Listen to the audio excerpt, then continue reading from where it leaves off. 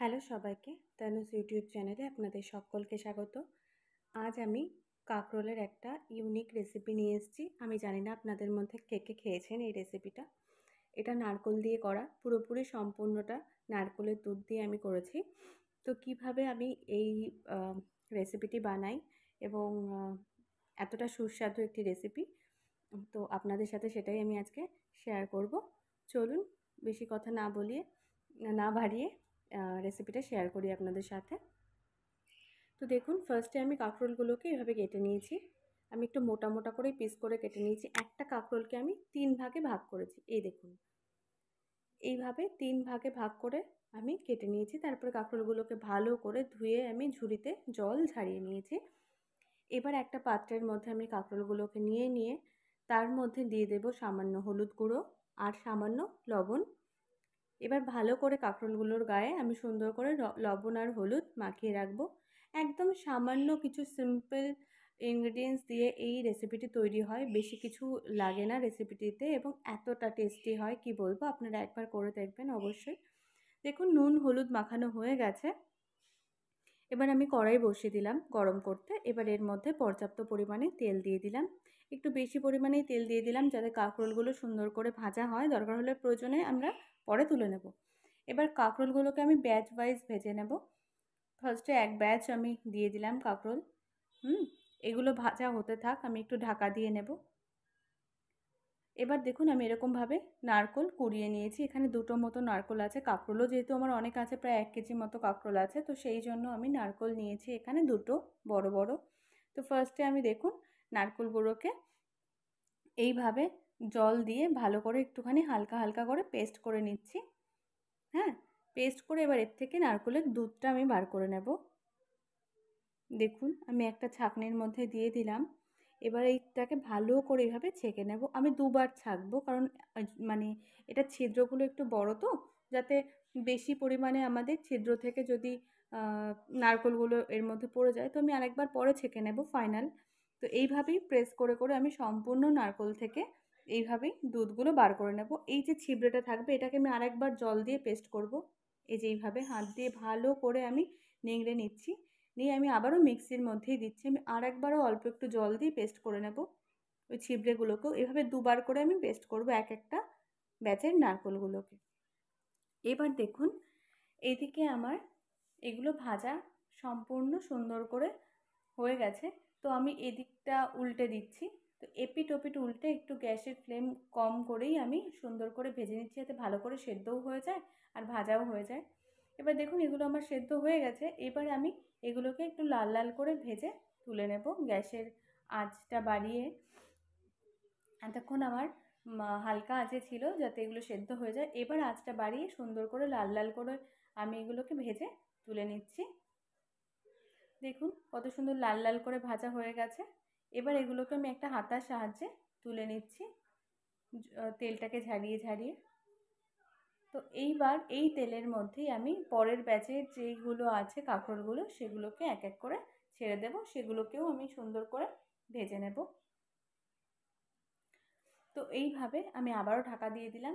এবার দেখুন, আমি সমস্ত কাঁকরোলগুলো ভাজা হয়ে গেছে। এবার তেল সামান্য তুলে নিয়ে এই তেলের মধ্যে ফোড়ন দিয়ে দিলাম আমি কিছুটা কালো জিরে। হ্যাঁ, কিছুটা কালো জিরে দিয়ে দিলাম। এবার দিয়ে দিচ্ছি কাঁচা লঙ্কা পেস্ট। ঝালটা আপনাদের স্বাদ অনুযায়ী কম বেশি আপনারা বাড়িয়ে কমিয়ে নিতে পারেন। তো আমি একদমই সামান্য দিলাম। এখানে কোনো কিছু আর বাটা কিচ্ছু দেব না। এর মধ্যেই দিয়ে দিচ্ছি আমি নারকেলের দুধগুলো। অনেকটা বেশ নারকেলের দুধ হয়েছে। সেই নারকেলের দুধটা সম্পূর্ণ আমি এর মধ্যে দিয়ে দিলাম। এইবার এর মধ্যে দিয়ে দেব সামান্য হলুদ গুঁড়ো আর লবণ। তো আমি প্রয়োজন মতো হলুদ গুঁড়ো দিয়ে দিলাম। আমি একদমই সামান্য দিয়েছি, খুব বেশি হলুদ গুঁড়ো ব্যবহার করিনি। হ্যাঁ, এইবার এর মধ্যে দিয়ে দিচ্ছি সামান্য আমি লবণ। আপনারা চাইলে কিছু কাঁচা লঙ্কা এরকম আমার মতো করে ছিঁড়ে দিতে পারেন, গন্ধ খুব ভালো আসে সেই জন্য। এবার এটাকে একটু ফুটতে দেব আমি ঢাকা দিয়ে। হ্যাঁ, এবার ঢাকা দিয়েছিলাম, দেখুন কি সুন্দর ফুটে উঠেছে। এবার এর মধ্যে আমি ভেজে রাখা কাঁকরোলগুলোকে দিয়ে দেব।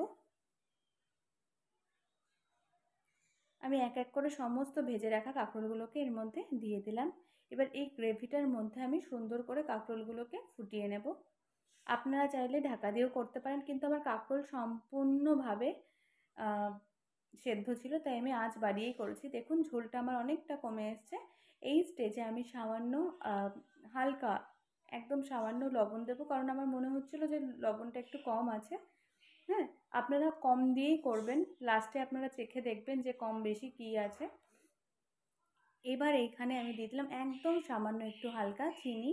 হ্যাঁ, একটু হালকা মিষ্টি মিষ্টি তরকারিটা ভালো লাগে, যদিও বা নারকেলের দুধের কারণে হালকা মিষ্টি মিষ্টি হয় গ্রেভিটা, তবুও একটু কম বেশি নারকেল মিষ্টির ব্যাপারটা আছে, তাই না? হ্যাঁ, কোনো কোনো নারকেল খুব বেশি মিষ্টি, কোনো কোনোটা একটু কম, তো বুঝে একটু দিয়ে দেবেন আপনাদের স্বাদ অনুযায়ী। তো একটু মিষ্টি দিলে এটা ভালো লাগে খেতে, সেই জন্য আমি দিয়ে দিলাম। এবার এটাকে আর একটু সামান্য আমি ফুটিয়ে একটু কমিয়ে নেব ঝোলটাকে। এবার দেখুন কিছু কাঁচা লঙ্কা আমি একটু কুচি কুচি করে উপরে দিয়ে দিলাম। এটার গন্ধটা আমার খুব ভালো লাগে নামানোর সময়। তো হালকা এটা সেদ্ধ হয়, হালকা হয় না, তো এরকম একটা ফ্লেভার খুব ভালো লাগে আমার এর মধ্যেই, কাঁকরোলের রেসিপিটার মধ্যে। তো এখনই খুব সুন্দর স্মেল আসছে একটা। আপনারাও বাড়িতে বানিয়ে দেখবেন। একটা ছোট্ট রিকোয়েস্ট, যদি আমার রেসিপিগুলো আপনাদের কাছে ভালো লাগে তো প্লিজ আমার চ্যানেলটা সাবস্ক্রাইব করে বেল আইকনটা প্রেস করতে একদম ভুলবেন না, যাতে নতুন নতুন রেসিপিগুলো আপনাদের কাছে চটজলদি পৌঁছে যায়। আচ্ছা, এইবার আমি দিয়ে দিলাম সামান্য কাঁচা তেল। কাঁচা তেলের স্মেলও খুব ভাল লাগে নামানোর সময়। আর যদি আমার রেসিপিগুলো আপনাদের কাছে ভালো লাগে তো প্লিজ একটা লাইক করে দেবেন, এবং কমেন্টে অবশ্যই জানাবেন যে কেমন লাগলো আমার রেসিপিগুলো। আপনাদের কমেন্টের জন্য আমি অনেকটা উৎসাহ পাই, যদিও বা আমি এখন আজকাল সময় পাই না, কর্মসূত্রে অনেক কম রেসিপি শেয়ার করছি আপনাদের সঙ্গে। আচ্ছা, এবার আমার রেসিপিটি পুরোপুরি কমপ্লিট হয়ে গেছে। এবার আমি এটাকে সার্ভ করে নেবো। আমি একটা জায়গায় এটাকে নামিয়ে নিচ্ছি। আমি এরকম একটা ছড়ানো গামলার মধ্যেই নামিয়ে নিচ্ছি। পুরো ঝোলটাকে নিয়ে নিলাম। দেখুন দেখতে যতটা সুন্দর, এটা খেতে তার থেকেও অসাধারণ লাগে। একবার বানিয়ে দেখবেন বাড়িতে। দেখুন একটা কাঁকরোলও এরকম ভেঙে ভেঙে যায়নি, সমস্তগুলো এরকম আস্ত আস্ত আছে কাঁকরোলগুলো, আমি দেখিয়ে দিচ্ছি।